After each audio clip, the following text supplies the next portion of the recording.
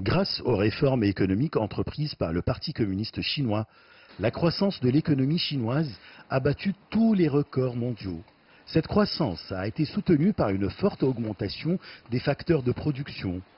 Le PCC a œuvré à l'amélioration de la productivité du travail, à l'élévation du niveau d'éducation et de qualification de la main-d'œuvre, aux réformes dans l'agriculture et dans l'industrie.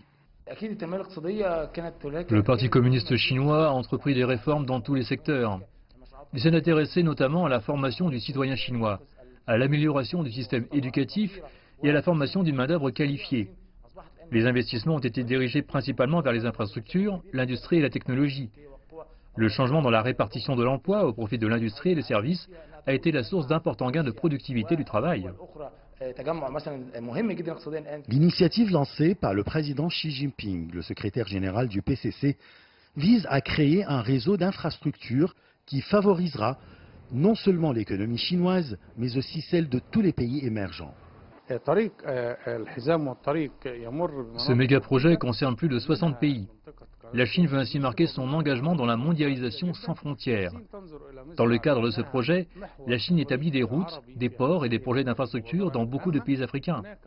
Des projets qui contribuent au développement de ces pays, à y combattre le chômage et à améliorer le niveau de vie du citoyen africain.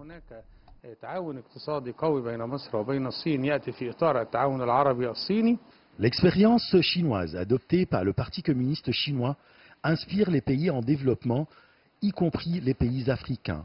Actuellement, la Chine leur fournit certaines expériences qu'elle a acquises, notamment en ce qui concerne les réformes économiques. Je crois que l'expérience chinoise dans le développement économique inspire tous les pays en développement.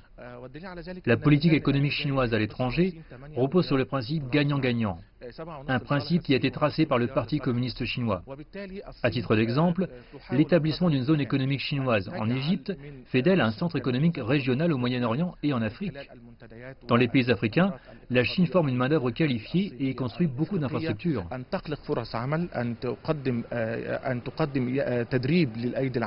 Dirigée par le Parti communiste chinois, la Chine est devenue la deuxième puissance économique mondiale.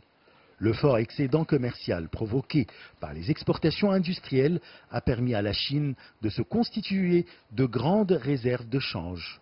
Ces réserves donnent au pays une puissance considérable sur la scène internationale. Le développement économique réalisé par le Parti communiste chinois a été qualifié par les experts économiques égyptiens de miracle. D'ailleurs, les pays africains le considèrent comme le modèle idéal en vue de réaliser leur développement global. Ashraf Massoud pour CGT1 français, Le Caire, Égypte.